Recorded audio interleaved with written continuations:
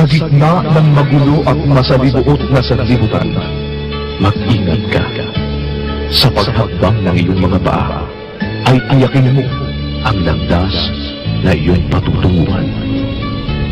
Mga minamahal, huwag kayong magsipaniwala sa bawat espiritu, kundi inyong subukin ang mga espiritu kung sila'y sa Diyos, sapagkat maraming nagsilitaw na mga bulaang propeta sa sanlibutan.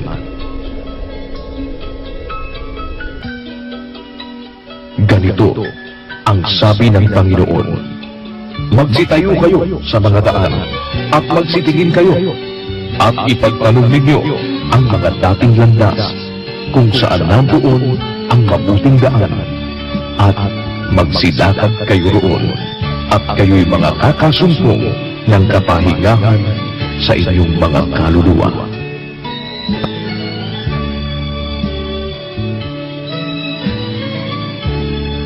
Atin po ang kapayapaan ng Diyos at magandang araw po sa inyong lahat, mga kapatid at mga panauhin sa iba't ibang panig ng daigdig. Anumang oras po kami ngayon ay nakararating sa inyo at salamat na muli sa Panginoon. Mayroon tayong isang mabuting pagkakataon upang sa gabing ito ay atin pong maipagpatuloy ang ating pag-aaral ng mga doktrina ng ating Panginoong Hesukristo. Kasama po ang ating mga kapatid sa Church of God International.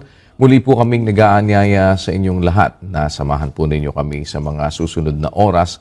Ngayon po ay araw po ng Huwebes dito sa atin sa Pilipinas. Ito na po ang ating ikasyam na araw ng pag-aaral ng mga doktrina ng ating Panginoong Hesukristo. At tayo po ay hanggang sa susunod na linggo, hanggang sa susunod na Huwebes na lamang po itong ating pag-aaral. Meron po tayo bukas ulit. At pagkatapos po ay Lunes. Kaya kami po ay nag-aanyaya, sana po ay mapagtiyagaan niyo po na matapos ang pakikinig ng mga doktrina ng ating Panginoong Hesus.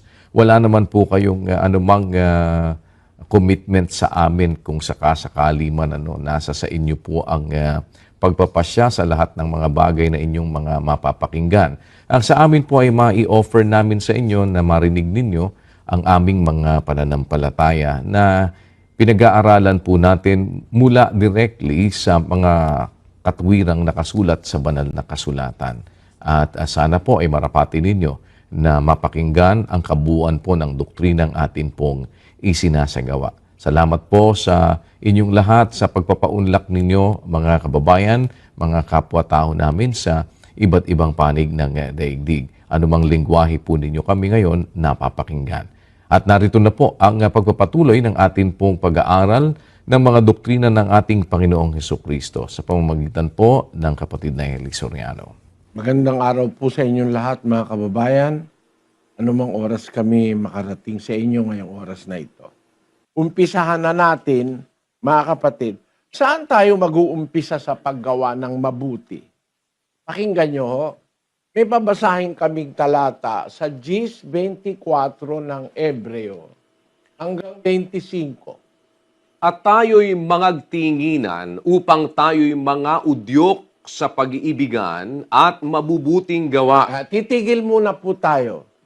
Ang ginamit na salita, mangagtinginan. Sa Griego po, ang salita sa Bibliang orihinal na Grego ay katanoeo. Katanoeo. Di ko alam kung tama ang pagkakapronounce ko, pero yun po ay isang salitang ang kahulugan ay to observe fully. Tinitingnan mong mabuti. Isinalin sa Tagalog na mangagtinginan upang tayo'y mga udyok sa pag-ibig at mabubuting gawa. Magtitinginan tayo. Ayun. Alam nyo, ang mundo ngayon walang pakialam sa kapwa eh. Nung araw maliit ako, yung kapitbahay namin kahit na 1 kilometro layo, kilala namin. Maliit ako. Yung lahat ng dinadaanan ko na papunta sa school. Kasi ang school namin, 2 kilometro layo, naglalakad kami ng kapatid ko na bunso, si kapatid na Bet, na nanay ni kapatid na Daniel. Naglalakad kami 2 kilometrong mahigit. Kilala namin yung mga kapitbahay, yung malalayo, no? Yun ang mga tao na maaaring makatulong sa'yo o matulungan mo. Ganun po ang buhay nung araw eh. Ngayon, kung nakatira sa isang kondominium, ano pa pakialam ko sa'yo dyan? Magkapit kwarto lang, wala silang pakialam. Sa iglesyang katotohanan, may obligasyon po tayo, mga kababayan. Yung salitang katanoeo, ang ibig sabihin po ron ay tignang mabuti. May utos pala sa iglesia, mga kapatid, na ang magkakapatid, titingnan mo ang isa't isa. No? Para maudyok sa pag-iibigan at mabubuting gawa. No? Ulitin mo, kapatid na Daniel, saka natin ituloy. At tayo'y mangagtinginan upang tayo'y mga udyok sa pag-iibigan at mabubuting gawa, na huwag nating pabayaan ang ating pagkakatipon na gaya ng ugali ng iba, kundi mangag-aralan sa isa't isa, at lalo na kung inyong namamalas na nalalapit na ang araw. Ayon. Kaya pala utos na magkatipon. Kaya sa iglesia may pagkakatipon mga kapatid. Hindi kagaya sa Katoliko na kung gusto mong sumimba, sa isang taon hindi ka sumisimba, simba kapag birthday mo, doon ka lang sisimba. O kaya magsisimba ka lang pagka may espesyal na okasyon, o may bago kang damit, o kaya may pera ka, doon ka lang magsisimba. Sa iglesia naman ng Diyos na haligit suhay, kailangan pag sasamba ka, kailangan meron kang pera. Maghahain ka. Kung wala kang pera, parang dinidiscourage ka ng pumunta. Kailangan tuwing dadalo kayo, may pera kayo. Meron kayong panghain. Merong ganun. Hindi po naman ganun ang aral sa Biblia. Hindi naman ang sentro ng pakikipagkatipon o pagdalo sa pagkakatipon. Kagaya ngayon, nagkakatipon tayo, no? Hindi naman ang sentro niyan abulo yan Hindi yan ang sentro. Ang sentro ng pagkakatipon, para magkita-kita ang magkakapatid. Magkatinginan, magkabalitaan, malaman kung mayroong nangangailangan, mayroong may sakit, o mayroong may problema. Mangagtinginan tayo upang tayo'y maudyok sa pag-iibigan at mabubuting gawa, na huwag nating pabayaan ang ating pagkakatipon gaya ng ugali ng iba. Ano ang sentro? Kundi mangag-aralan sa isa't isa. Ang sentro yung aral. Kaya nagkakatipon para maaralan ng isa't isa, tumingin ng isa't isa sa isa, kagaya nung minsan. Nandun ako sa Cavite, mga 1964. Doon ako sa Cavite. Doon sa Bacoor, Cavite, ako dumadalo. 1964. Siguro hindi pa tao yung iba sa inyo. Bata ako noon, mga 17 anyos ako. Dumadalo ako. Nakakaapat na akong linggo ng pagdalo. Nakikita ko yung kapatid, yun din ang suot niya. Sabi ko, kapatid, ano yan?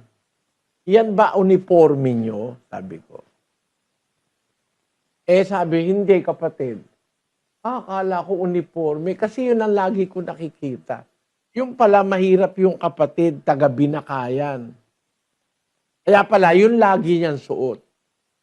Nung sumunod na linggo, nagdala ako ng ibang polo. Nung sumunod na linggo, iba na suot niya. Kaya pala lang gaging ganon, wala pala siya talagang damit. Alam mo, pagka nakita mong ganon, mauudyok kang gumawa ng kabutihan. Pag tinitingnan mo yung kapatid, merong kapatid nung araw sa Tundo, sa Gagalangin, ang suot niya nakita ko. Nung araw kasi na yun, may restaurant ako noon Kumikita ako noon. Hindi pa po ako ministro noon. Kapatid pa lang ako sa iglesia. Ayan.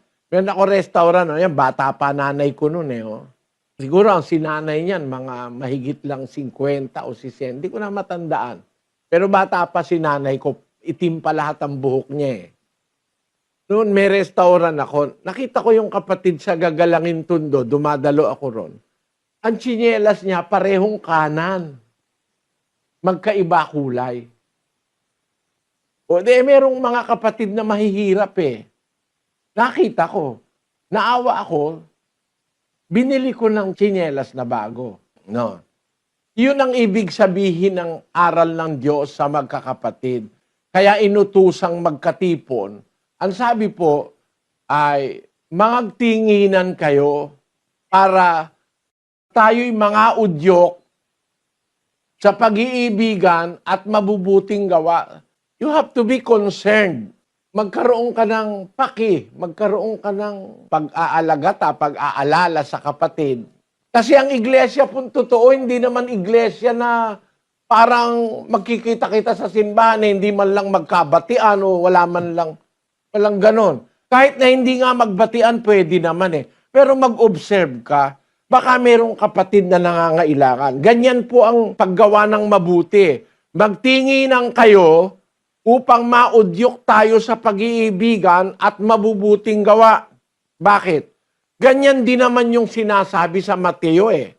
Na ang sinabi ng Panginoong Jesucristo, watch and pray that you enter not into temptation. Basahin natin. 26:41. Kayo'y magagpuyat at magsipanalangin upang huwag kayong magsipasok sa tukso.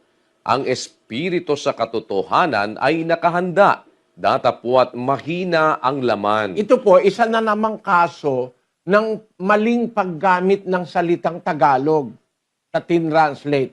Ang nakalagay po sa English dyan at saka sa Greek, watch. Ang watch, tingnan, tumingin, magbantay. No? Dyan, ang sabi sa English, watch and pray. Hindi naman sinabing magpuyat ka. No? Nang i-translate sa Tagalog, tayo'y magpuyat at magsipanalangin. Kahit di ka naman magpuyat, pwede ka naman tumingin eh. No? Hindi naman ang dapat na translation magpuyat. Paano kang magpupuyat kung tulog na lahat ng tao, pupuyat ka? Sino pababantayan mo nun? No? Yung salitarya na itinranslate ng mga nag-translate ng Biblia sa Tagalog na magpuyat should have been translated magmasid. No? Tumingin.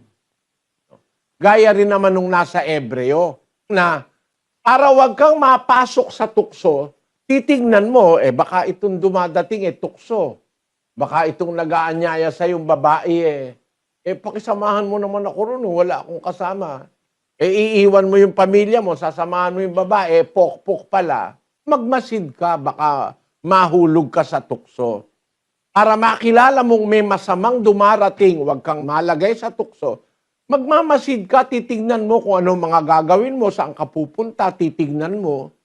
Baka meron diyang lasingan ng pupuntahan mo, kaya mga pagnanakaw o criminal acts o session ng mga durugista, titingin ka para iiwas ka na pag masama. Ganon din naman ang kahulugan ng titingnan mo naman ang mga kapatid pagka nagkakatipon para naman makagawa ka ng mabuti.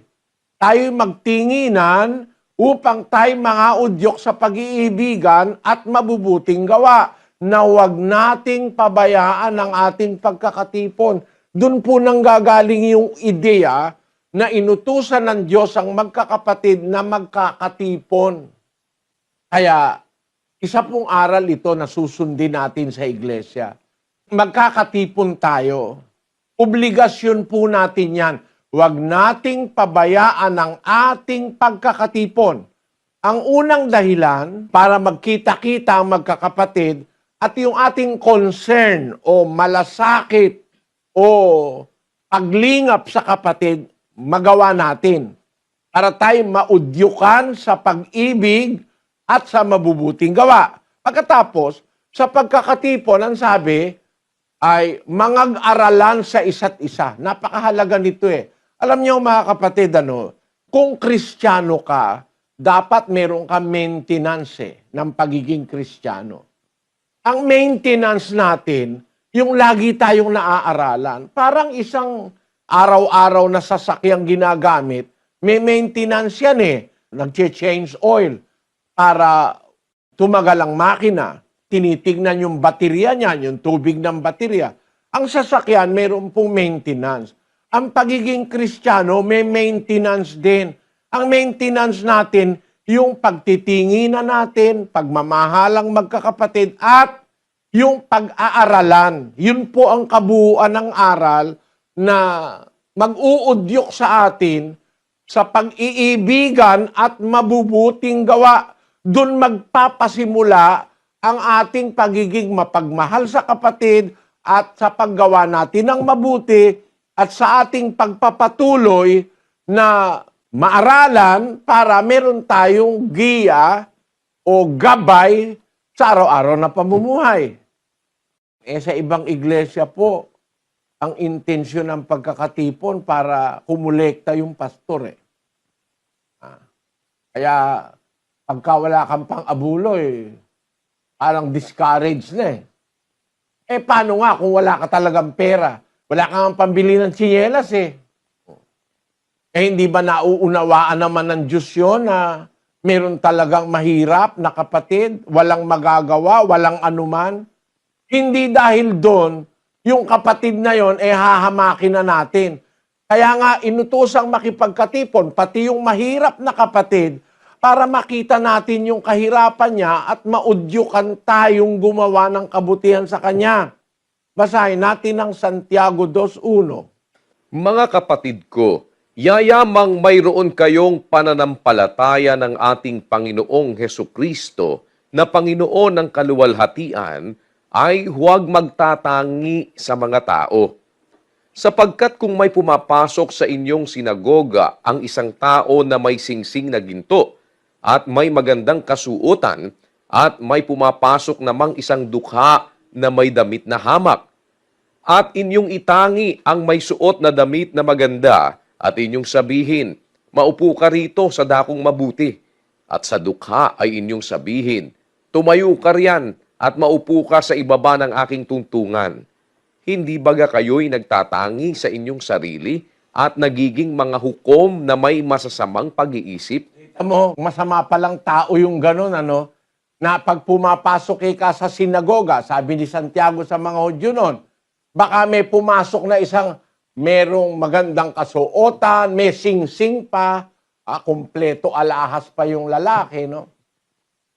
Meron naman pumasok isang dukha na may damit na hamak. Hindi naman bawal eh. Sa iglesia ni Manalo, bawal yon na ang damit mo'y hamak. Basahin natin nga, Sis Luz, ang doktrinang wala sa Biblia ni Manalo. Opo, sige, lagay po natin ang mga pangunahing doktrina ng Biblia nila, sabi nila, sa pahina 135. Hindi angkop sa pagkakatipon na ang babae ay magsuot ng pantalon. Ang lalaki ay dapat ding magsuot ng maayos. Kung polo, ay dapat na iyong maayos ang tabas, huwag t-shirt. Kung magagawa pa nga nating formal, Amerikana o barong Tagalog ay Tingnan nyo. lalong mabuti. Kung polo ka, dapat yung maayos ang tabas, huwag t-shirt. Di bawal palang pumasok sa kapilya nilang naka-t-shirt ka lang. Ang kailangan nga raw, kung magagawa, Amerikana o barong Tagalog. Tingnan ninyong aral yan. Mali sa Biblia yan eh. Si Santiago nga nagsasabi sa mga kapatid ng una na kung may pumasok sa inyo, may magandang kasuotan, may singsing pangginto, pinaupo nyo sa magandang lugar. Tapos, may pumasok namang dukha na may damit na hamak. Maaari may butas pa kilikili nun, no? Kaya tagpi-tagpi yung damit. Pero pinapasok din. Buti pa itong may masasamang isip na mga Hudyo Pinapapasok yung may damit na hamak itong mga mababait daw na iglesia ni Manalo, hindi ka papasukin pag naka-t-shirt ka Wala sa Biblia itinuturo Bakit? Sa unang iglesia, pinahihintulutang pumasok ang may damit na hamak. Sa kanila, hindi pwede na naka-t-shirt ka. Kaya ko sinasabi ito, mga kapatid, hindi para mang-atake Kaya ko sinasabi ito, para alam nyo, nasa Biblia ito. Ang komunidad ng mga Kristiyano nung araw mayroon pong mga mahihirap. At anong klaseng kahirapan? Kahirapan kung masasabi mo below poverty line. Wala talaga siya. Walang wala. Merong ganong mga Kristiyano. Unang Korinto, Kapitulo 11, versikulo 22. Ano? Wala baga kayong mga bahay na inyong makakainan at maiinuman? O niwawalang halaga ninyo ang iglesia ng Diyos at hinihiya ninyo ang mga wala ng anuman? Ayun. Nung mga taga-Korinto nagkatipon, nagdala sila ng mga pagkain. Tapos nagkainan sila. Merong nalasing, merong gutom. Nagsalita si Pablo sa kanila, wala baga kayong bahay na inyong makakainan at maiinuman? Niwawalang halaga baga ninyo ang iglesia ng Diyos? At hinihiya ninyo ang mga wala ng anuman. Meron kasing miyembro, wala naman siyang kahit ano. Wala siyang nadala. Gutom siya. Wala man lang nagpakain. Kaya kung kakain kayo, magkakainan kayo, sa bahay na lang kayo kumain. Bakit? Merong kapatid, wala naman. Di tatakam-takam yun, di mo naman binigyan. Meron kasing mahirap talaga na kapatid. Walang anuman. Isip mo, kumakain ka ng sugpo, alimango, yung kapatid mo, walang kinakain, di mo binigyan. Kaya sabi ni Pablo, basahin natin yung merong gutom, merong uhaw, may iba naman lasing. Basahin natin ang 11:21. Sapagkat sa inyong pagkain, ang bawat isa'y kumukuha ng kani-kanyang sariling hapunan na nagpapauna sa iba, at ang isa ay gutom, at ang iba'y lasing. Nagkanya-kanya sila. Walang diwa ng pagmamalasakit sa kapatid. Kanya-kanya. Bawat isa kumukuha ng kanyang sariling hapunan, nagpapauna sa iba. Ang isa'y gutom, ang iba'y lasing. Ang ibig sabihin, meron sumobra, kaya nalasing. No? Kasi, ito yung akala nila, yung Santa Cena na itinuturo ng mga pastor ngayon.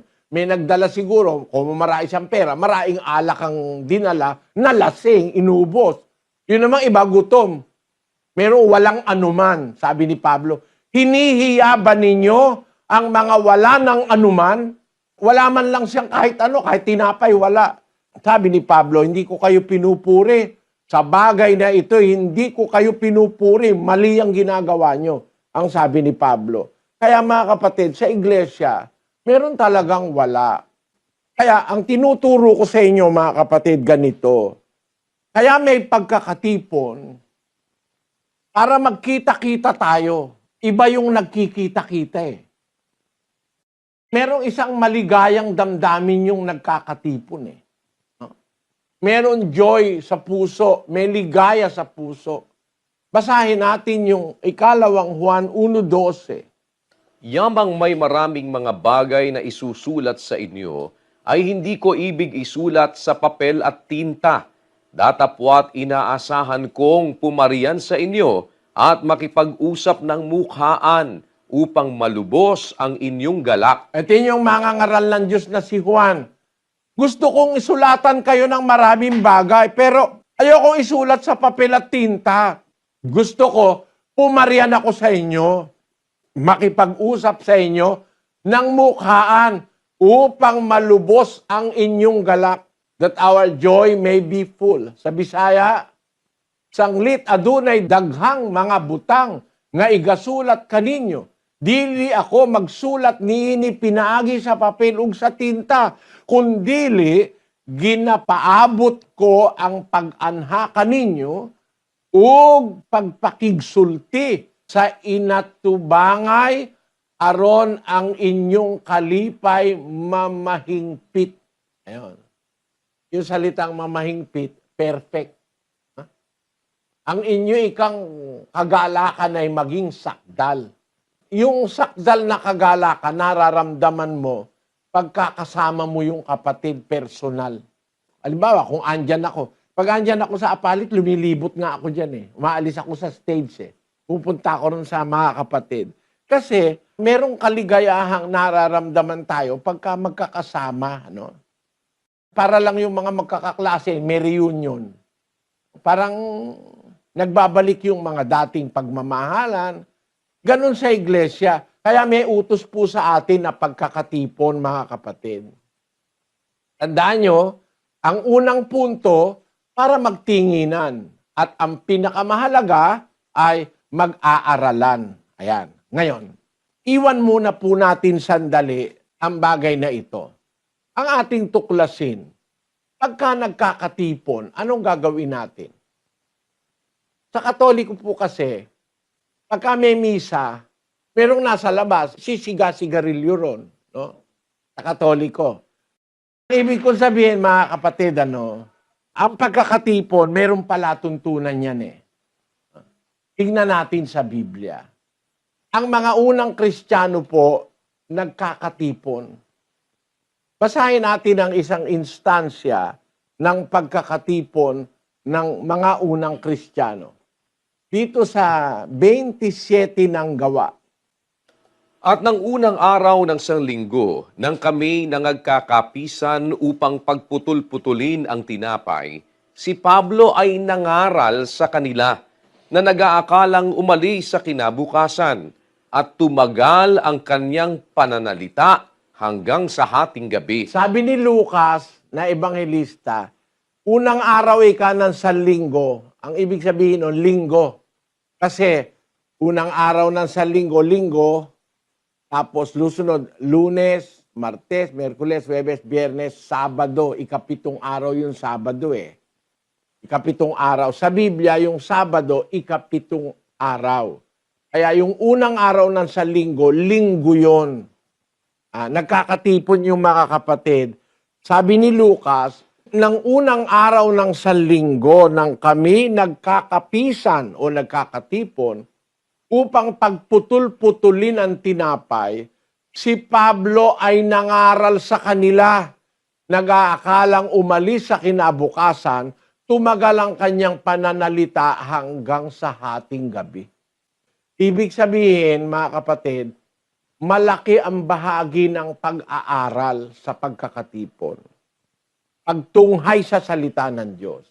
Sa Katoliko po, hindi ako nang-aatake, inuulit ko, mga kapatid, Huwag nyo kayong magalit na, sabi nyo, inaatake ko. Hindi.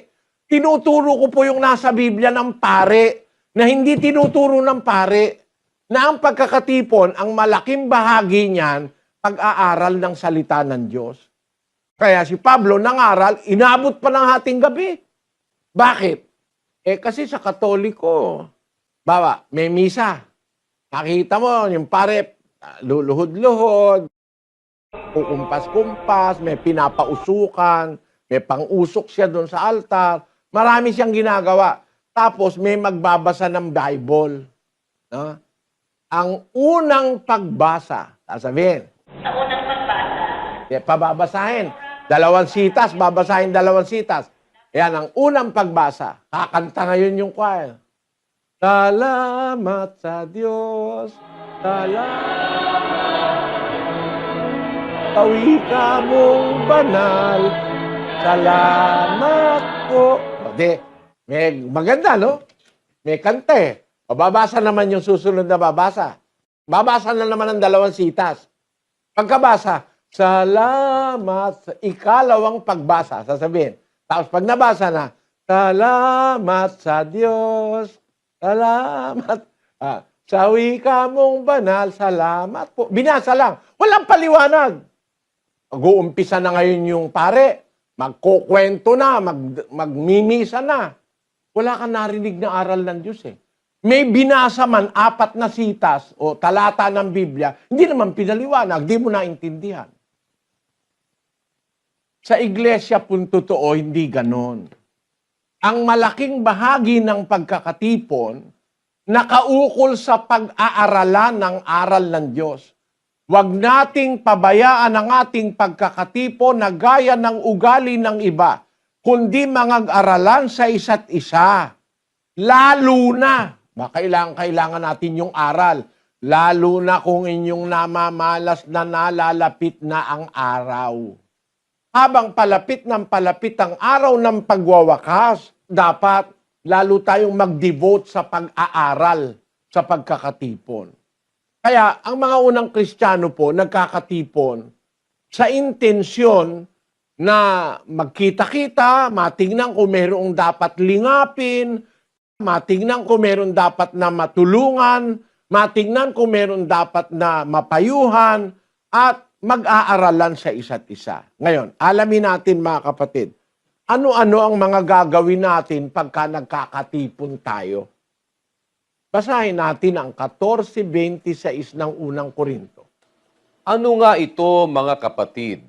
Pagka kayo'y nangagkakatipon, ang bawat isa sa inyo'y may isang awit, may isang aral, may isang pahayag, may wika, may isang pagpapaliwanag. Gawin ninyo ang lahat ng mga bagay sa ikatitibay. Oh, di ba nasa Biblia yan? Biblia ng Katoliko, Protestante, lahat ng Biblia nandun yan eh. Ang sabi, sa Cebuano, nan unsaman mga igsoon, sa magakatigom kamo, ang tagsa-tagsa kaninyo may alawiton, may pagtulunan, may bugna, may sinultihan sa paghubad.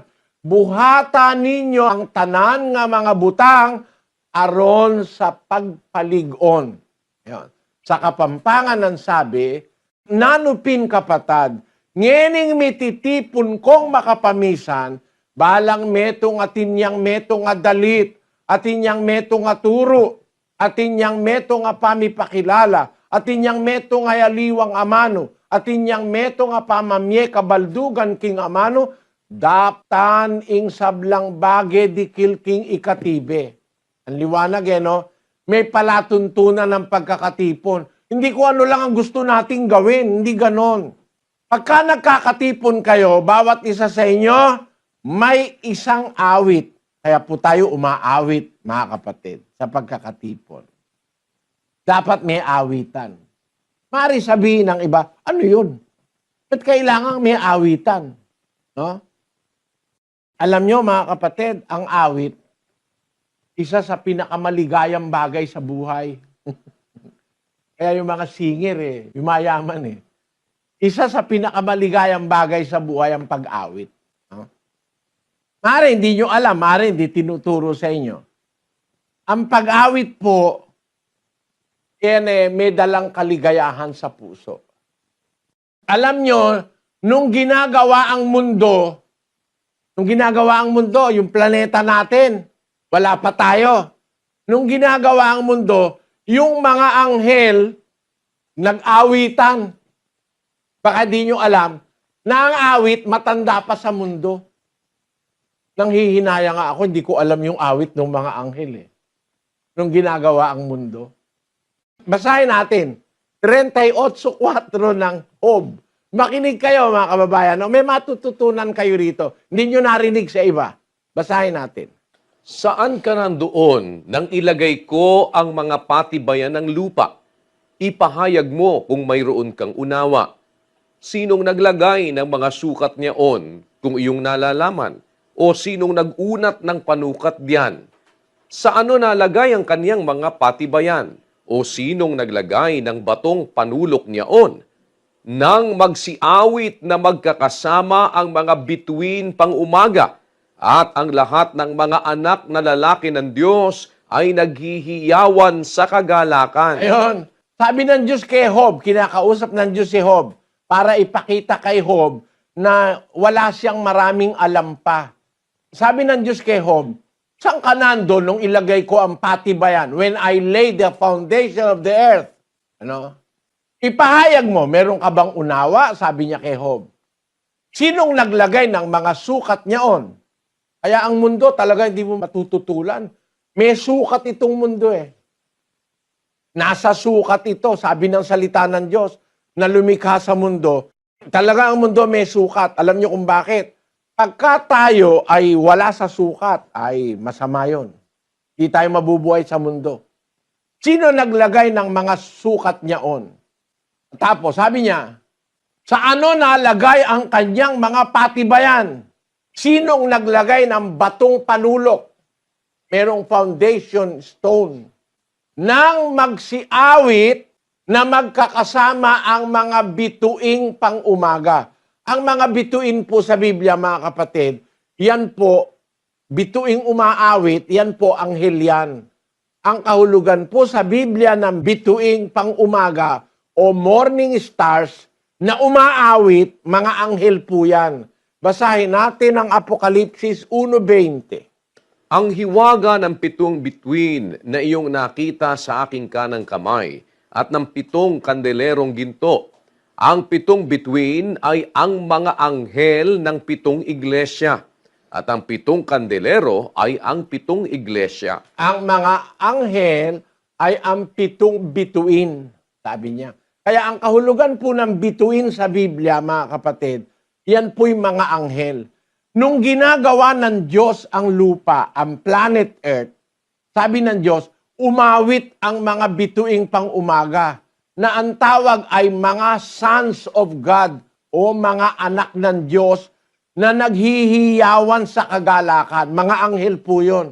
Ang tinatawag pong mga sons of God o children of God. Nung wala pang mundo, wala pang tao, yung mga anghel. Kaya pala nung hindi pa ginagawa ang tao, mundo pa lang ang ginagawa, umiiral na pala musika. No? Umawit na yung mga bituing pang-umaga eh. Nilalalang pa lang ang daigdig, umawit na ang mga anghel. Kaya po yung pag-awit, isa yan sa mabubuting bagay na magagawa ng tao. Yung mga anghel, pinuri nila ang Diyos. Nung ginagawa ng Diyos ang mundo, umawit sila para sa Diyos bilang pagpupuri sa Diyos sa ginagawa niyang mundo na isang bagay na mabuti. Ganon din ang iglesia ng Diyos.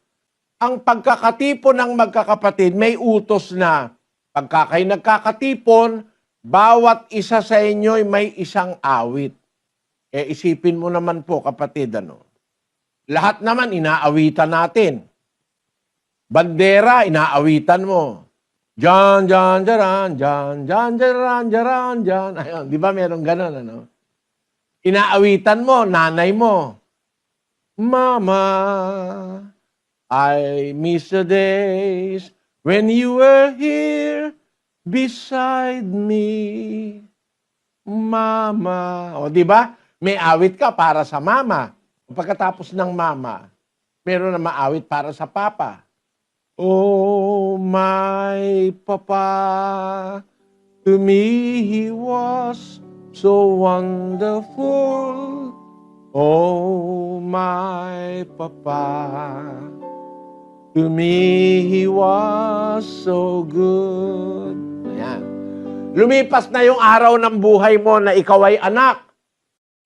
Naniningalang pugad ka na ngayon, ang tawag sa Tagalog. Ibig sabihin, kung ikaw ay babae, umaalembong ka na, o kaya pag lalaki ka naman, nanliligaw ka na. Aawit ka na naman. Diyan sa Pilipinas, tatapatan mo yung dalaga sa bintana, haharanahin mo. Ikaw lamang ang aking iibigin, magpakailanman. Tamo? May awit ka para sa tatay, may awit ka para sa nanay, may awit ka para sa bansa. Ano? Ako ay Pilipino. Ako ay Pilipino, di ba, no? Meron kang awit para sa ibong nakulong. Ibon mang may layang lumipad, kulungin mo at umiiyak. O, nakulong yun, ano? Yung hindi pa nakukulong na ibon, may awit din doon. Mamang kay lupit, ang puso mo'y di na nahabag. Pag pumanaw ang buhay ko, may isang pipit na iiyak. Bakit? Kasi ang umpisa pala nun, may pumukol sa pipit sa sanga ng punong kahoy at nahagip ng bato ang pakpak ng munting ibon. Dahil sa sakit, di na makaya pang lumipad at ang nangyari ay nahulog, ngunit parang taong bumigkas. Ayun, bumigkas yung pipit na tinamaan. Sabi niya, Mamang kay lupit, ang puso mo'y di na nahabag. Pag pumanaw ang buhay ko, may isang pipit na iiyak. Baka yun. Kaya iisa lang ang iiyak, binatapat dalagang pipit yon. Kung may asawa na at meron ng anak, hindi lang isang pipit ang iiyak doon. Ano? Ibig ko sabihin, pati pipit may awit. Pati nga yung, mamang sorbitero, tayo'y sumaya. Pati sorbitero, meron. Meron nga isda inaawitan Dalagang bukid ang aming ula. Merong ganun no? Meron yung hopyang hindi mabili.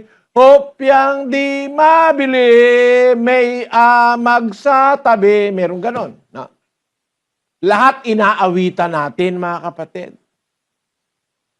Ang isang magandang halimbawa na ipinakikita sa atin ng mga anghel nang nililikha ng Diyos ang lupa, umawit sila para sa Diyos.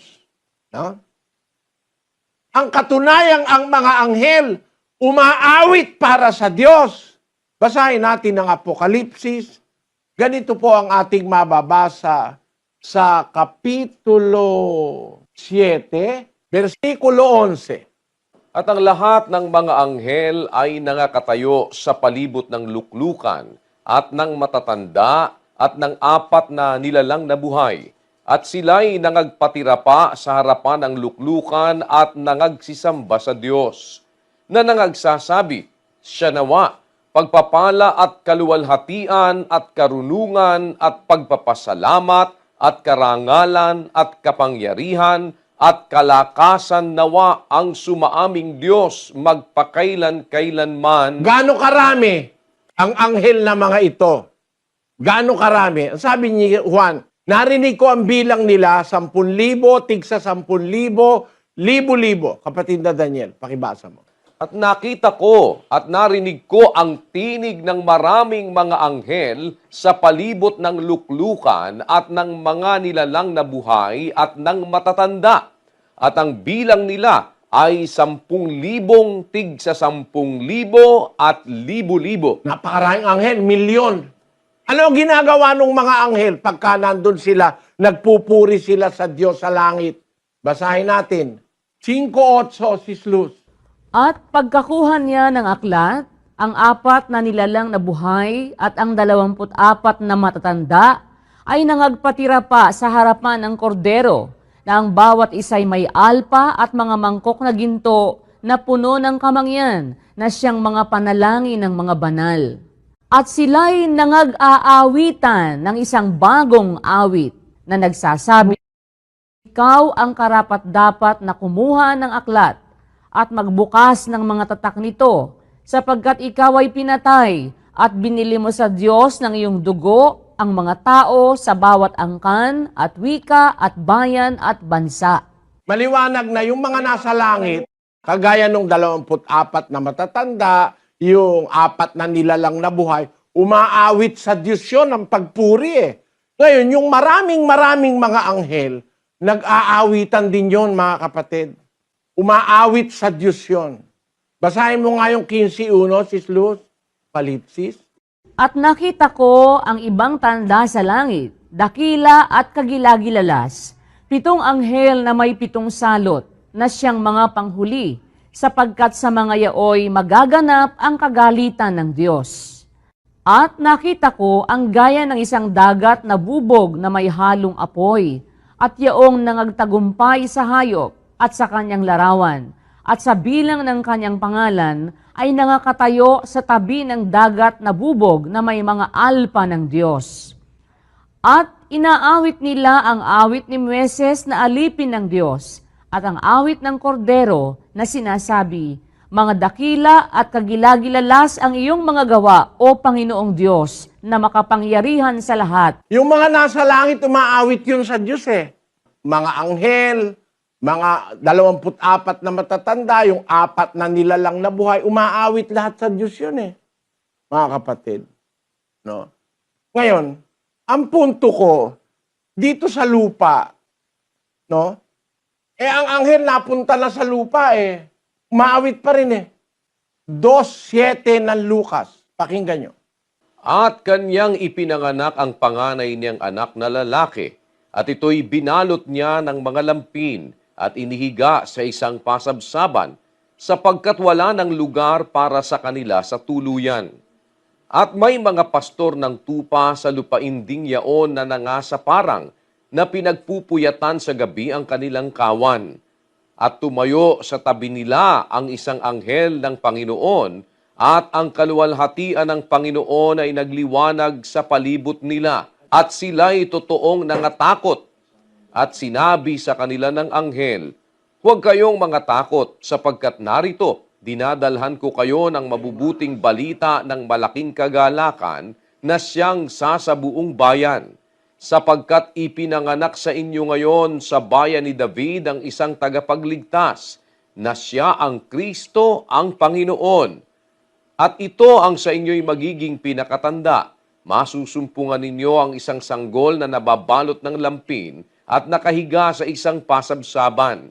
At biglang nakisama sa anghel ang isang karamihang hukbo ng langit na nangagpupuri sa Diyos at nangagsasabi, "Luwalhati sa Diyos sa kataas-taasan at sa lupa'y kapayapaan sa mga taong kinalulugdan niya." O, di ba yan yung ginawa ng Katoliko tuloy na kante?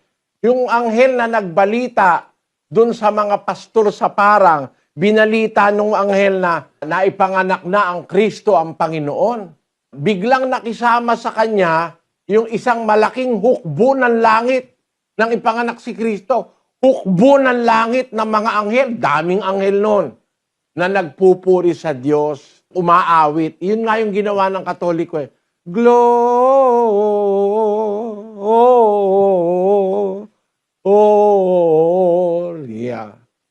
in excelsis Deo. Gloria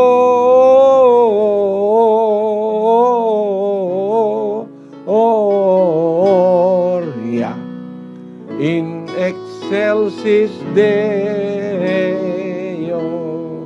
Yan. Ito nyo ha. Nang lalangin ang mundo, umawit ang mga anghel. Nang ipanganak ang Panginoon Kristo, umawit ang mga anghel. Ang Diyos umaawit. Alam nyo ba yon, mga kapatid? Ang Diyos mismo umaawit, yung Ama.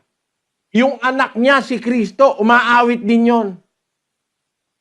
Nasa Biblia. Basahin natin ang 2:11 ng Ebreo. Sapagkat ang nagpapaging banal at ang mga pinapaging banal ay pawang sa isa, na dahil dito'y hindi siya nahihiyang tawagin silang mga kapatid, na sinasabi, "Ibabalita ko ang iyong pangalan sa aking mga kapatid, sa gitna ng kapisanan ay aawitin ko ang kapurihan mo." Sabi ng Panginoong Jesus, ibabalita ko ang iyong pangalan sa aking mga kapatid. Sa gitna ng kapisanan o ng iglesia, aawitin ko ang kapurihan mo. Kaya alam nyo, yung pag-awit, isang mahalagang bahagi yan ng pagkakatipon, mga kapatid. Aawit tayo sa Diyos. Inaawitan mo yung nobya mo, inaawitan mo yung asawa mo. Siguro nga, pag inaawitan mo yung asawa mo, bigay hilig ka eh. No? Mahal. Meron ganun eh, no? Talagang mapapatid na halos ang hininga eh. Pag umawit yung mga, hindi ko maabot eh. Pero inaawit yon with gusto. Makinig kayo sa mga awit ng mga nagmamahal. Talagang may awit silang para sa kanilang minamahal. Alam nyo, lahat ng magagandang event sa kasaysayan ng sangkatauhan, nang lalangin ang lupa, umawit ang mga anghel. Nang ipanganak si Kristo, umawit ang mga anghel. Sa darating na paghuhukom, aawit ang mga anghel. Ngayon, sa pagkakatipo ng mga Kristiyano, isa sa mga aral po na dapat nating sundin, pagka kayo'y nagkakatipon ang bawat isa sa inyo, may isang awit. Sino aawitan natin? Si Santa Maria. Si Maria ba aawitan natin? Kasi Dios te salve, María, llena eres de gracia. Si Maria inaawitan. Si San Roque inaawitan din ng Katoliko. O San Roqueng mahal na santo, kay ganda ng gawa mo, pagkaduke ay iniwan mo, nag-anyo kang peregrino. Yung si San Roque inaawitan ng Katoliko eh. Pero sa Biblia, inuutusan po tayong umawit pagkakatipon. Isang bahagi yon. Ang tanong natin, kanino tayo aawit? Sino awitan natin? Colosas 3:16. Pakinggan nyo. Manahanawang sagana sa inyo ang salita ni Kristo. Ayon sa buong karunungan, kayo'y mangagturuan at mangagpaalalahanan sa isa't isa sa pamamagitan ng mga salmo at ng mga imno at mga awit na ukol sa Espiritu, na magsiawit kayong may biyaya sa inyong puso sa Diyos. Ayon, ang aawitan natin ang Diyos. Magsiawit kayong may biyaya sa inyong puso sa Diyos. Ang sabi sa Cebuano, apuya ang pulong ni Kristo diha kaninyo sa kadato gayud. Diha sa tanang kaalam nga magtinudloay ug magtinambagay kamo ang usa ug usa uban sa mga salmo, mga ambahan, mga alawiton nga espirituhanon, mga manag-ambahan kamo, uban ang grasya sa inyong kasing-kasing ngadto sa Dios. Ang aawitan natin hindi si Maria, hindi si San Roque. Ang aawitan natin pag sumasamba tayo sa Diyos, ang Diyos, yun ang ating aawitan, ang Diyos. Yun ang ating papupurihan. 13:15 ng Ebreo. Sa pamamagitan nga niya ay maghandog tayong palagi ng hain ng pagpupuri sa Diyos, sa makatwid baga ay ng bunga ng mga labi na nagpapahayag ng kanyang pangalan. Pupurihin natin ang Diyos, hindi si San Pedro, hindi si Santa Maria. Huwag kayong magagalit, di po ako nangaatake. Ang sabi sa Biblia, magsiawit tayo, purihin natin ang Diyos. Maghandog tayong palagi, no? Sa English, ang sabi kapatid na Daniel, By him, therefore, let us offer the sacrifice of praise to God continually. That is, the fruit of our lips, giving thanks to His name. Yon, sa Kanya tayo aawit, sa Kanyang pangalan. Dadakilain ng Diyos sa pamamagitan ng awit. At ang sabi sa 92:1 ng awit ni David, pakinggan nyo. Isang mabuting bagay ang magpasalamat sa Panginoon at umawit ng mga pagpuri sa iyong pangalan o kataas-taasan, 3. na may panugtog na may 10 kawad at may salteryo na may dakilang tunog na alpa. Meron pang musical instruments na ginagamit si David pag umaawit eh. Alam nyo ba ang nagagawa nung pag-awit? Ba kapatid? Pag nagkakatipon tayo, basahin natin sa mismong awit ni David sa 32:7. Ikaw ay aking kublihang dako, iyong iingatan ako sa kabagabagan, iyong kukulungin ako sa palibot ng mga awit ng kaligtasan. Yung palang awit ng kaligtasan pala yun. Mga kababayan, meron palang pagliligtas ang Diyos na ginagawa pag umaawit ang kanyang mga lingkod. Kagaya nung naranasan ni David, yung si Saul, pinasukan ng masamang espiritu. Nung may masamang espiritu kay Saul, si David umaawit, nagiginhawahan si Saul eh. Pakinggan nyo sa 16:23 ng unang Samuel. At nangyari, pagka ang masamang espiritu na mula sa harapan ng Diyos ay sumasa kay Saul, ay kinukuha ni David ang alpa at tinutugtog ng kaniyang kamay. Gayon, nagiginhawahan si Saul at bumubuti at ang masamang espiritu ay nahihiwalay sa kanya. Kita nyo mga kapatid? Kaya pag nagkakatipon tayo, nag-aawitan pa lang tayo. Naglalayasan na yung masamang espiritu eh. Kaya wala namang nakalagay sa Biblia na pag nagkakatipon kagaya ng ginagawa ng mga born again, merong cast out ng cast out. Cast out, cast out. Lumayas ka sa pangalan ni Jesus! Mga ganun-ganun, mga magic nila. Walang ganun sa pagkakatipon. Wala. Pag nagkakatipon, may awit. Yung awit pa lang na pagpuri sa Diyos, sapat yun para lumayas ang mga demonyo. Napatunayan ko yun, mga kapatid Doon sa Magalang, Pampanga, meron dong isang babae, sinasapian ng masamang espiritu. Ipinatawag kami. Ay, talagang napakalakas. 5 lalaki, hindi mapigil payat lang naman yung matanda Ang nangyari, sabi nung mga kamag-anak, tulungan nyo kami, may masamang espiritu yung si Indang Karning. Ang mata nangingitim. Tinali nila yung kamay, binapos nila dahil hindi nila maawat Nagwawala. Nung dumating kami, nag-awitan lang kami, saka kami nanalangin na wala yung tumino yung matanda Bandang huli naanib sa iglesia. Ayan si kapatid na Karning. Umawit pa lang kami na wala yung... Kasi nagsasalita siya, parang lalaki ang Ang boses, parang lalaki. Talagang alam mong merong masamang espiritong nakapasok. Nag-awitan lang kami na wala yung... Ganon din sa isang lugar. Umupa kami sa isang lugar para pagtayuan ng lokal, ng iglesia. Para pagkatipunan. Kaya pala mura binigay sa amin. Walang gustong umupa dahil may multo raw doon. May multo raw na nagmumultong nagpapakita. Sabi ko, kukunin ba natin, Brad Eli? Sabi ko, kunin mo. Ba't matatakot ka sa multo? Sabi ko gano'n. Kaya kinuha.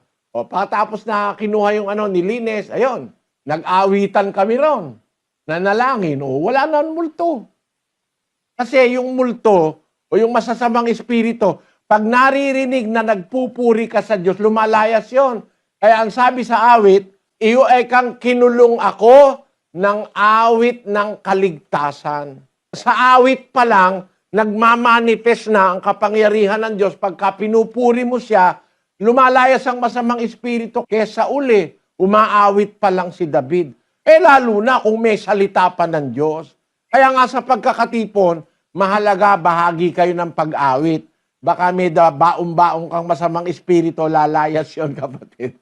Huwag kayong magagalit sa akin, Mga kapatid na Katoliko, yung mga ngayon lang nakikinig, hindi po ako nang aatake. Pinapakita ko lang sa inyong nasa lahat ng Biblia.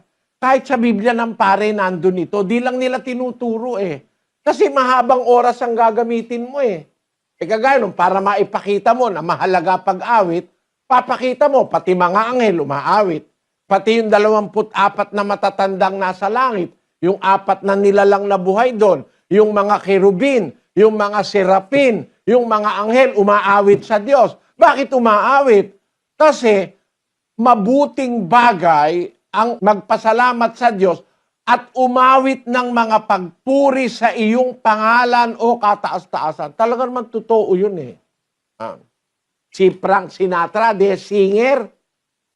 Nung malapit nang mamatay si Frank Sinatra, nagtipon-tipon sila. Kinantahan naman nila si Frank Sinatra. Kasama sa kumakanta si mga matatandang singer din. Sabi ni Frank Sinatra, maligayang maligaya raw siya. Kasi singer siya, inaawitan siya. Maligaya siya. Totoo yun Yung babaeng hinaharana, maligaya yun Lalo na kung yung naghaharana, gusto niya. Ngayon, kung ayaw niya, siguro hindi. Pero kahit na hindi mo gusto, awitan ka ba naman? Di ba karangalan mo yun, Dungawin mo hirang ang nananambitan, kahit sulyap mo man lamang iyong idampulay. Sapagkat ikaw lamang ang tanging dalanginan ng puso kong dahil sa'yo'y nabubuhay.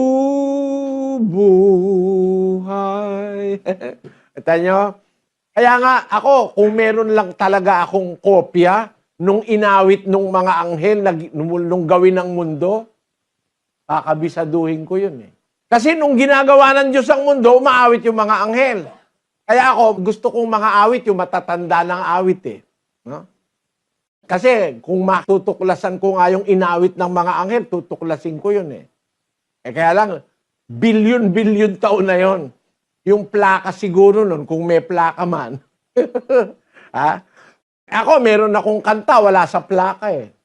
Hindi pa uso plaka nun eh. Baka hindi kayo maniwala, itong kakantahin ko. Magtiyaga na kayo sa boses ko, mga kapatid. Ano? Itong kakantahin ko, ginawa nung 1887. Ito pong awit na ito, hindi pa pinapanganak yung, yung nanay ko, tatay ko. No? Bata pa siguro lola ko nun eh. Yung lola ko sa tuhod. Ito yung awit na ito eh.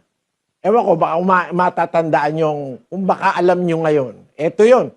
Magdadalawang-daan taon na itong awit na to eh.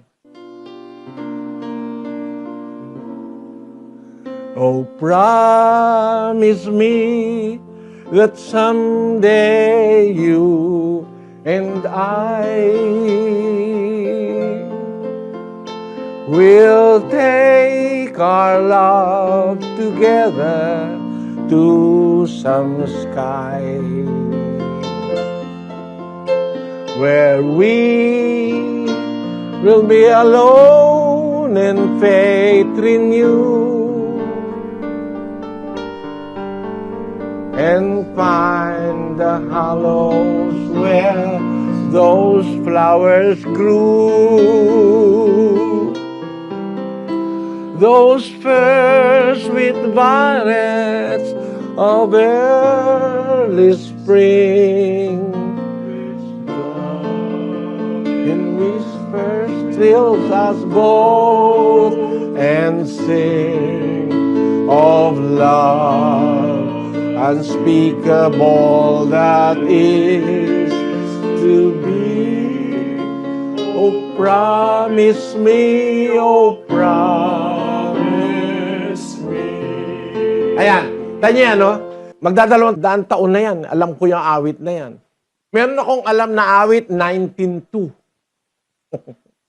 Sabi ko, bata pa kasi ko, mahilig ako sa kanta. Wala lang hilig ang kanta sa akin eh. Pangit lang boses ko, pero marami ako alam na kanta. 1902 may alam na akong kanta, di pa pinapanganak si nanay ko. Nanay ko kasi 1913 pinanganak eh. 1902 meron akong kantang alam. Because you come to me with naught save love, and hold my hands and lift mine eyes above, a wider world and hope, of hope and joy I see, because you come to me. Ayun, meron ganun. Magandang awit yun, kinakanta ni nanay ko yun eh. Pero di pa siya tao nung awit yan. Nagkaroon po ako ng hilig sa kanta, bata pa akong maliit. 3 taon ako, meron na akong mga kabisadong kante. Hindi ko alam, yung palang pag-awit, galing pala sa Diyos yun. Nung mag-aral ako ng Biblia, natuklasan ko, kaya pala mahilig ako sa awit.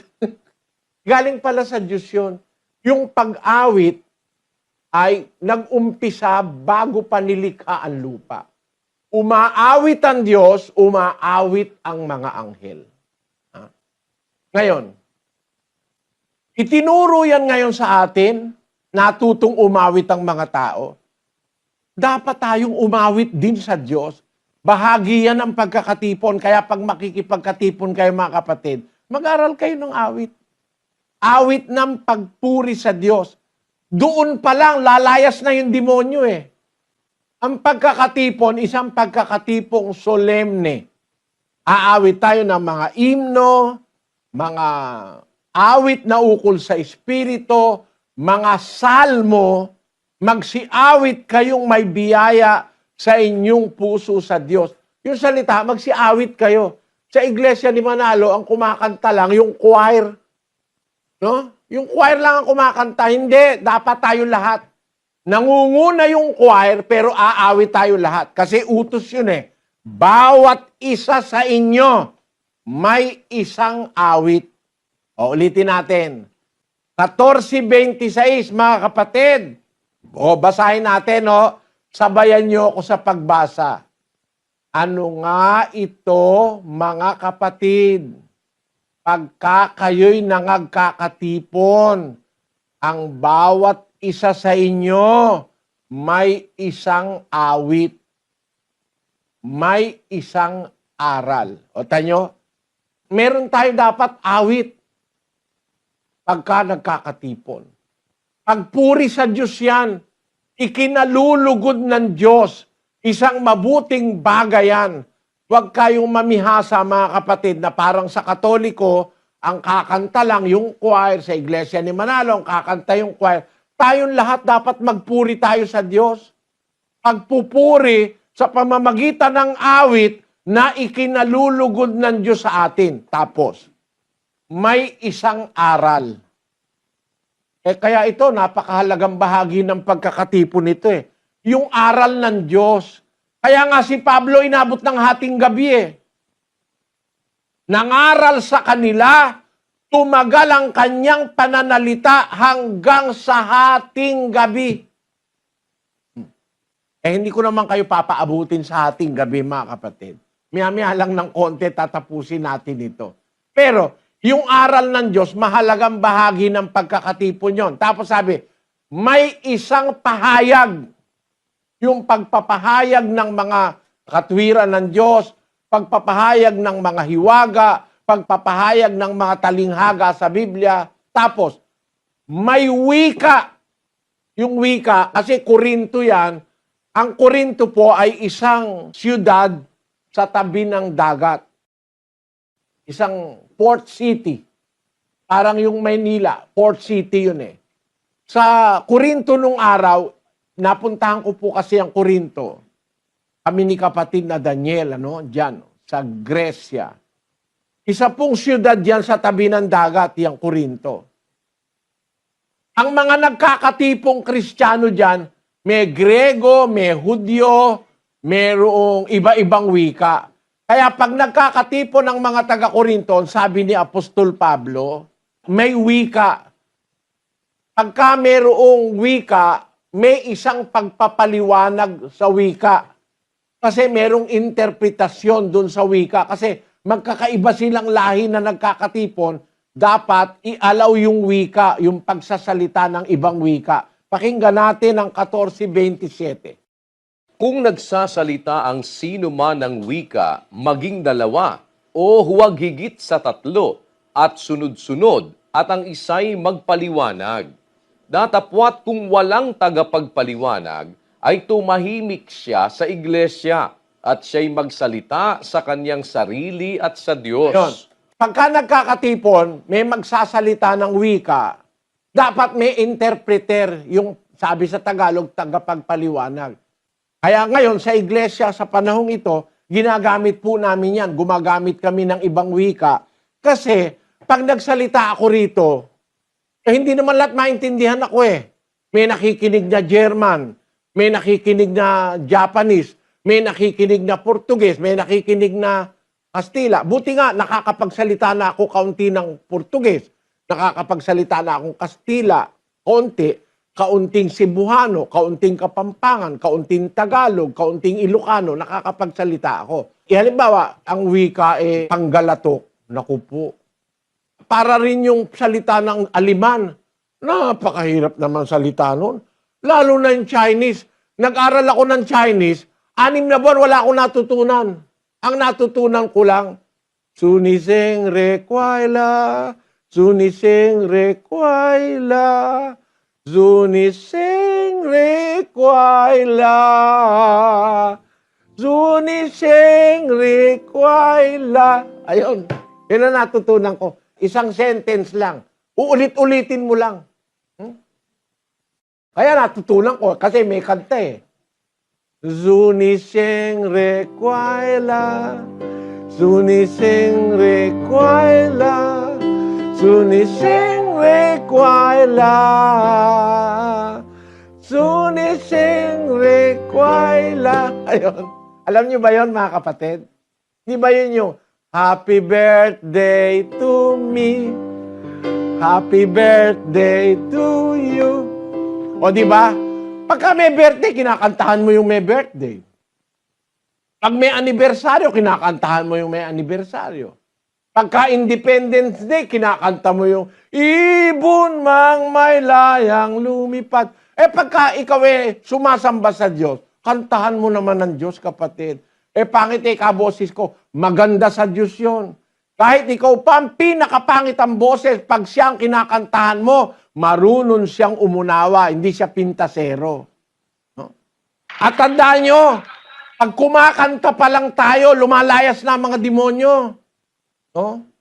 Yung masamang espiritu, lumalayas na yon. At napupuri natin ang Diyos. Tapos, bahagi ng pagkakatipon, alin pa? Ang pagkakatipon po, ang bahagi niyan, ay may isang aral. Tapos, may isang pahayag. Tapos, may wika at may pagpapaliwanag. Kaya ngayon po, mga kapatid, pag nagsasalita ako ng Tagalog, hindi ko ma-translate sa Japanese, meron po tayo nagtatranslate sa Japanese. Utos po yan magsasalita ka. Kung halimbawa, merong hindi nakakaintindi, magsalita ka ng wika. Ibig sabihin, ibang wika. Iba sa wika mong kinagisnan. Kaya sa Pampanga po, nung nangangaral ako ron, talagang Kapampangan, walang Tagalog. Sinasabi ko Kapampangan, kaya natuto ko ng Kapampangan Nangaral ako rito sa South America, kausap ko mga Espanyol, natuto kong konting Espanyol. Kausap ko mga Portuges, natuto ko ng konting Portuges. Pero meron pong nagtatranslate ng ating sinasabi sa Chinese para sa mga kapatid nating Chinese. May nagtatranslate ngayon sa akin para sa mga Portuges. May nagtatranslate sa akin ngayon para sa mga Japanese. May nagtatranslate para sa mga Spanish. Yan. Kaya sabi ni Pablo, pag ang nagkakatipon, magkakaibang lahi, kagaya sa Korinto, kailangan may wika, may tagapagpaliwanag o interpreter. Sa English nga natin basahin yon, kapatid na. How is it then, brethren, when ye come together, every one of you hath a psalm, hath a doctrine, hath a tongue, hath a revelation, hath an interpretation, that all things be done unto edifying. Yon. Merong pahayag, may wika, may tagapagpaliwanag. I-interpret mo yung wika, tapos may pahayag, may revelation, yung mangangaral, papakita mo sa kapatid yung mga talinghaga, mga misteryo, mga hiwaga sa Biblia, yun ay nagaganap sa pagkakatipon. Yan po ang aral sa iglesia. Kaya tayo nagkakatipon. Kailan po tayo magkakatipon? Ang mga unang Kristiyano, madalas nagkakatipon sila tuwing unang araw ng Sanlinggo, hindi Sabado, kagaya ng Sabadista. Sabi ng mga Sabadista, pagka raw nagkatipon ng linggo, magiging alagad ka raw ng Antikristo. Kasinungalingan yon. Basahin na natin. Alam nyo, hindi pang aatake ito Ito pagbubunyag sa inyo nung aral ni Kristo. Pinagkukumpara natin yung nasa Biblia at yung itinuturo ng iba't ibang iglesia. Ang sabi ng Sabadista sa kanilang libro, Sis Luz, Ito po ang sabi ng Seventh-day Adventist sa kanilang librong Seventh-day Adventist Believe, page 167. When this issue is clearly brought before the world, those who reject God's memorial of creatorship, the Bible Sabbath, choosing to worship and honor Sunday in the full knowledge that it is not God's appointed day of worship, will receive the mark of the beast. sabi ni Ellen G. White, yung kanilang leader na babae sa Iglesia Adventista del Septimo Dia, pagka ikaw daw po ay sumambas sa araw ng linggo at hindi Sabado, ikaw daw po ay lalagyan ng marka noong beast, mark of the beast, o yung tanda ng Antikristo. No? Kasinungalingan po yung aral na yan ng Sabadista. Bakit? Yung mga unang Kristiyano, sumasamba ng linggo Nagkakatipon ng linggo. Mga unang Kristiyano, ulitin natin kapatid na Daniel, yung 27 ng gawa. At ng unang araw ng sanglinggo, nang kami nangagkakapisan, Kita nyo? Nagkakapisan sila first day of the week, hindi Sabado. Kasi, pampitong araw ang Sabado, seventh day, ang first day of the week, linggo. Nagkakatipon sila linggo. At pati nga ang abuluyan nila, linggo rin. Pag nag-aabuluyan sila, kinukolekta yung abuluyan ng mga kapatid para sa pagpapalaganap ng salita ng Diyos. Linggo rin yon, unang araw din. 16:1 hanggang 2 ng unang Korinto. ngayon, tungkol sa koleksyon sa mga banal, ay gawin din naman ninyong gaya ng iniutos ko sa mga iglesia ng Galacia. Tuwing unang araw ng sanglinggo, ang bawat isa sa inyo ay magbukod na magsimpan. Yun. Tuwing unang araw ng sanlinggo ang koleksyon. Natural naman, nagkakatipon sila ng linggo, doon gagawin ng koleksyon. No? Ang mga Sabadista, ang sabi, Sabado raw. Kung ang Sabado yung pagtitipon, paano mo kokolektahin yung ilang linggo? No? Sabi nila kasi, pagka raw nagkatipon ng linggo, sumamba sa Diyos ng linggo, tatandaan ka ng tanda ng Antikristo. Kasi nungalingan yan.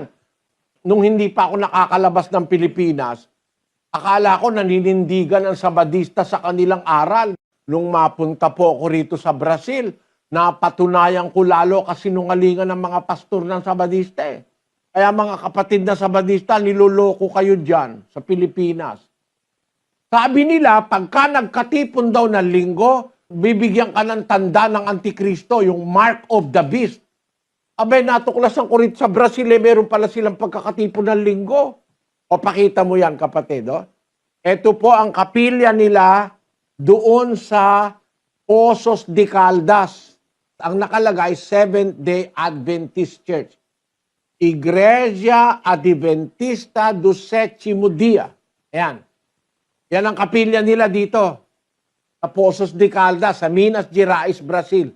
Tingnan natin yung kanilang araw ng pagkakatipon. Sabi nila, ito, Novo Tempo. Horarios di culto. Mga oras ng pagkakatipon. Sabado, alas 9 ng umaga. Kulto Joven, o pagkakatipon ng kabataan, 17 oras, alas 5 ng hapon yon. Domingo, 19:30 ora. Kita mo? Nagkakatipon din sila ng Domingo rito. Niloloko tayong mga Pilipino dyan na pagkaraw nagkatipon ng linggo, mamarkahan ka ng marka ng Antikristo. Itong mga Sabadistang ito, nakukonsensya nyo, niloloko nyo Pilipino, dito pala naman niloloko nyo rin. Bakit? Kasi sa Pilipinas, bawal sumamba ng linggo. Ba't dito pinapasamba nyo ng linggo? Kabi-kabi lang panluloko yan. Yan ang ibig kong sabihin, mga kapatid. Ang nasa Biblia, magkakatipon ng mga Kristiyano nung araw, gaya ni Apostol Pablo, nangaral siya hanggang hating gabi, nagkatipon sila unang araw ng sanlinggo, Sunday. Yung mga apostol din, pagkapanik sa langit ni Kristo, nagkakatipon din sila Sunday, yung mga apostol Basahin natin ang 20:19 ng Juan. Nang kinahapunan nga ng araw na yaon, na unang araw ng sanglinggo, at nang nangapipinid ang mga pintong kinaroroonan ng mga alagad, dahil sa katakutan sa mga Hudyo, ay dumating si Jesus at tumayo sa gitna, at sa kanila'y sinabi, kapayapaan ang sumainyo. Yung mga apostol, nagkakatipon ng unang araw ng sanlinggo, nung hapon ng linggo, dumating si Kristo.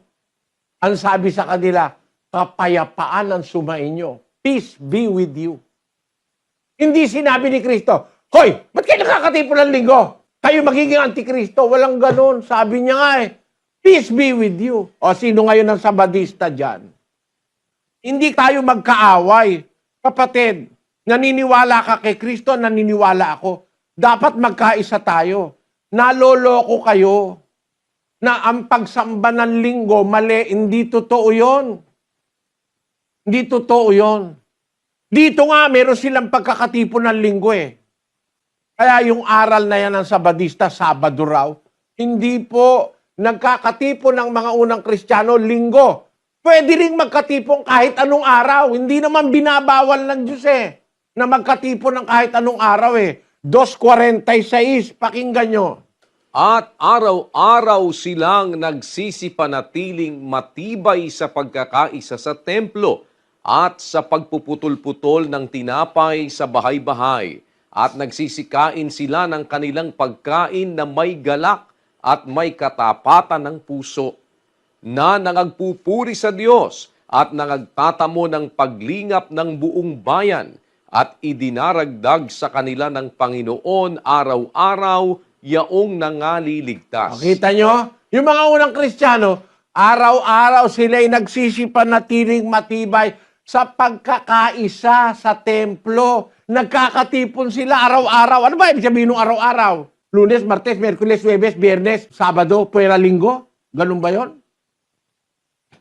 Kaya yung sinabi ni Ellen G. White na nagpundar ng Sabadista, nagtayo ng Sabadista, kasinungalingan na pag sumamba ka raw ng araw ng linggo, tatandaan ka ng tanda ng Antikristo o ng beast, mark of the beast. Maling aral yan. Sinong tututol dyan? Nasa libro nyo yan. O, kaya kapatid na Sabadista, huwag kang papaloko. Naawa lang ako sa mga kapatid natin Pilipinong naloko nitong mga Sabadistang Amerikano na kunyari, masamang sumamba ng linggo, hindi naman pala. Nasa Biblia, araw-araw nga yung mga unang Kristiyano nagkakatipon eh. Pag sinabing araw-araw, lahat ng araw yon kasama. Hindi naman yung ipupwera mo linggo. At yung mga unang Kristiyano, mga apostol, nagkatipon ng linggo. Tapos, yung mga apostol at saka yung sila San Pablo at yung mga kapatid sa Jerusalem, nagkatipon ng linggo. Maraming mga instansya sa Biblia, nagkakatipon sila araw ng linggo. At maski araw-araw, pag kinakailangan silang magkatipon. Kaya ngayon, sa atin mga kapatid, meron tayong pagkakatipon, regular po ito. Kahit na anumang araw, pwede naman tayo magkatipon eh. Ayon sa Biblia, pwede po kahit anong araw. Kaya lang, conforme sa lugar, kagaya sa Middle East, doon po sa Saudi Arabia. Doon po, ang linggo, araw ng trabaho. Sabado, araw ng trabaho. Ang walang pong trabaho ron, Biyernes, sa mga Muslim. Kaya yung mga kapatid natin doon, nagkakatipon Biyernes. Huh? Yung mga kapatid natin sa iba-ibang lugar, nagkakatipon sila sa oras na pupwede at sa araw na pupwede. Pero utos po ay pagkakatipon. Ang pagkakatipon, pwede mong gawin sa umaga, sa hapon. Kagaya nung sinabi ni Juan, yung mga apostol nagkatipon hapon ng linggo. Yun namang si Pablo naman, nagkatipon sila unang araw sa linggo, inaabot ng hating gabi. Wala namang masama na magkatipon para mag-aral ng salita ng Diyos, umawit sa Diyos, magpuri sa Diyos, magkita-kita ang magkakapatid. At ang pinakamahalaga na ginagawa natin pag nagkakatipon tayo mga kapatid, ganito. Ito po ang tatandaan nyo, ang pinakamahalaga sa lahat para sa atin, 7:14 ng ikalawang kronika. Kung ang aking bayan na tinatawag sa pamamagitan ng aking pangalan ay magpakumbaba at dumalangin at hanapin ang aking mukha at talikuran ang kanilang masamang mga lakad, akin ngang didinggin sa langit at ipatatawad ko ang kanilang kasalanan at pagagalingin ko ang kanilang lupain. Ayan, pangako po ito ng Diyos na hindi nagsisinungaling. Pagka ang bayan ko ika na tinatawag sa aking pangalan, kaya nga iglesia ng Diyos no? Bayan ng Diyos, tinatawag sa kanyang pangalan. Pag magpapakumbaba, dadalangin, hahanapin ang aking mukha, tatalikod sa kanilang masamang mga lakad, akin ngang didinggin sa langit. Ipapatawad ko ang kanilang kasalanan, pagagalingin ko ang kanilang lupain. Kita nyo mga kapatid, ang benepisyo o ang pakinabang sa pagkakatipon. Sa pagkakatipon, nagpapatawad ang Diyos pag dumadalangin tayo. Nagpapagaling ang Diyos. Sabi ng Diyos, pagagalingin ko ang kanilang lupain.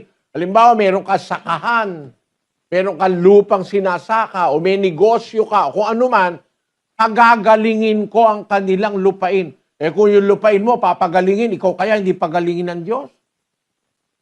Kung yung lupain, pagagalingin, ikaw kaya hindi pagalingin? Napakarami ko na pong nakitang pruweba Mga kapatid na masigla sa pagkakatipon, gumagaling sa karamdaman Mga kapatid na masiglang nagkakatipon, umaawit sa Diyos, nakikinig ng aral, yan po ay bahagi ng ating tungkulin bilang Kristiyano. Na sa panahong yan, magtitinginan tayo. Titingnan natin ang ating mga kapatid, kukumustahin mo. Babatiin mo ang kapatid, kakamustahin mo. Sabi nga sa Biblia, magbatian kayo ng banal na halik. Magbatian kayo ng halik ng pag-ibig. Basahin mo kapatid na Daniel 5:14.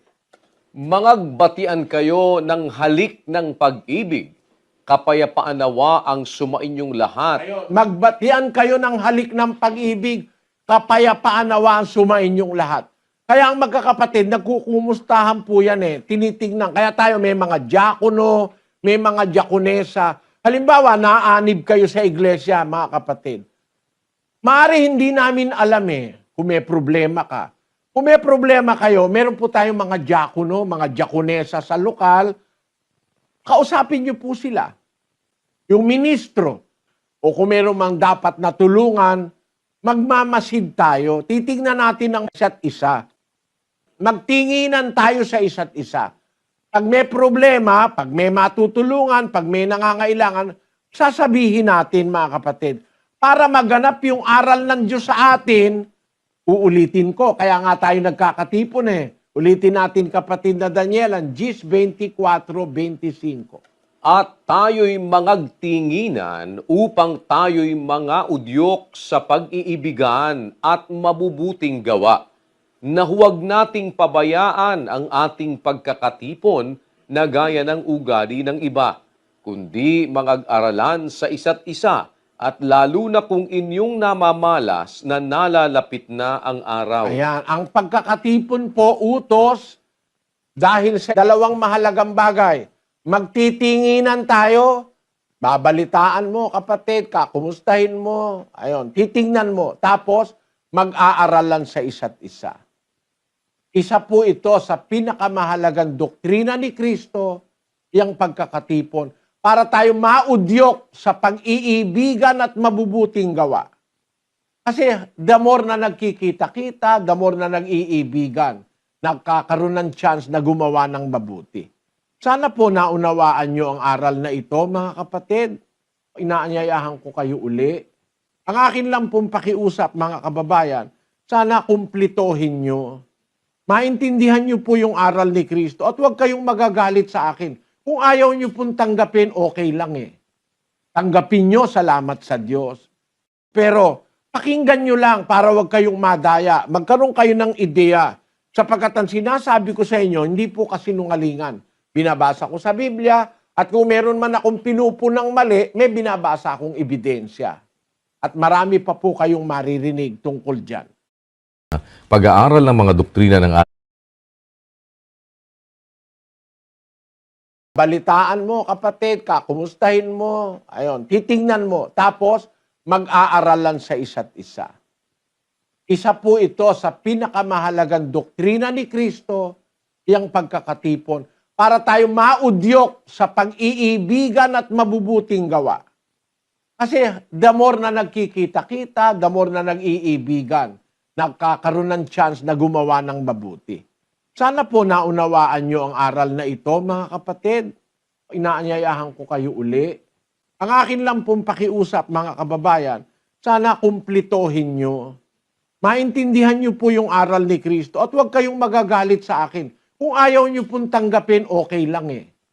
Tanggapin nyo, salamat sa Diyos. Pero pakinggan nyo lang para huwag kayong madaya. Magkaroon kayo ng ideya. Sapagkat ang sinasabi ko sa inyo, hindi po kasinungalingan. Binabasa ko sa Biblia at kung meron man akong pinupunang mali, may binabasa akong ebidensya. At marami pa po kayong maririnig tungkol dyan. Pansamantala, tayo po'y nagtatapos.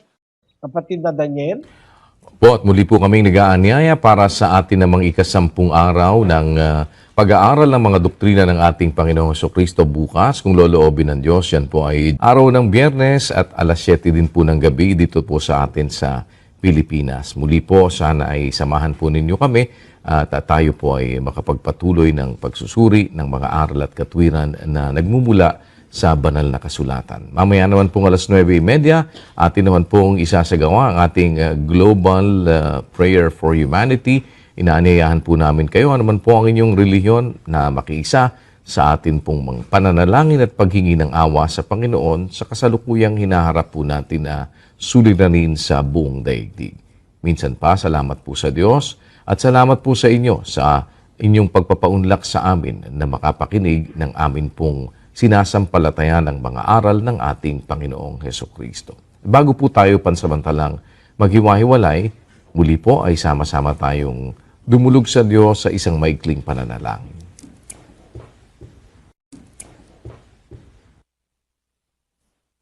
Sama-sama po tayong magpasalamat sa Diyos.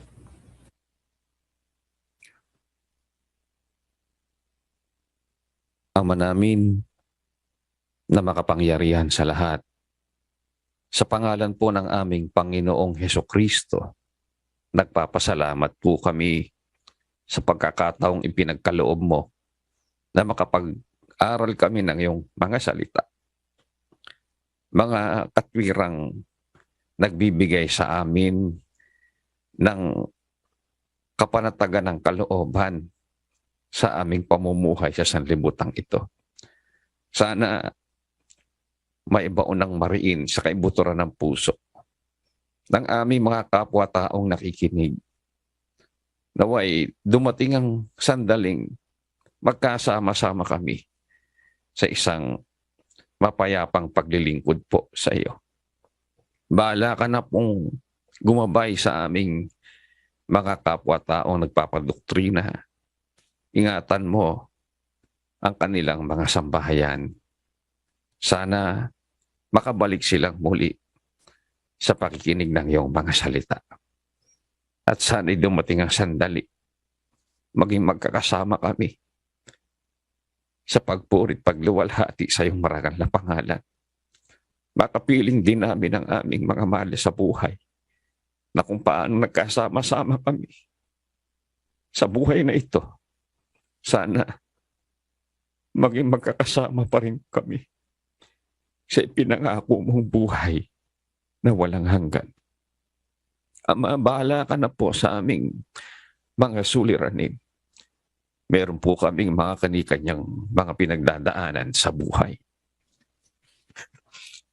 Pakitugon mo bawat ibig ng aming mga puso. Pakisagot ang mga tanong sa kalooban ng aming mga kapwa. Ama, sa inamin, itinatagubili ng lahat ng aming mga kabalisahan sa buhay. Pakilingap mo kami sa aming mga kaliitan, lalo na ang mga walang anuman, ang mga may karamdaman, ang mga taong nawawalan ng pag-asa. Sa iyo namin iniahabilin ng lahat sa aming mga buhay. Laki pang paghingi namin ng tawad sa aming mga kasalanan.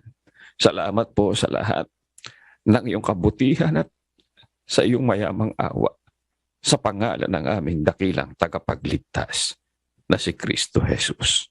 Amen.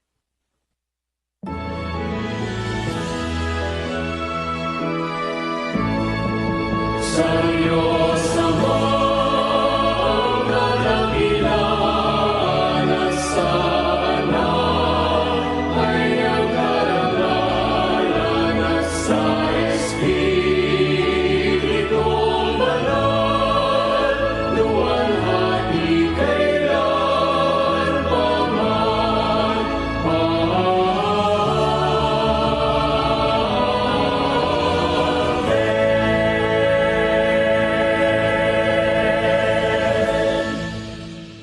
tanggapin natin ang basbas at ang pag-ibig ng Diyos, Amang nasa mga langit, ang biyaya at pagliligtas at pagpapagaling ng ating Panginoong Hesukristo, ang pakikilakip ng Santong Espiritu, ang palagi maghari sa ating mga puso at sa ating mga anak magpakailan-kailanman.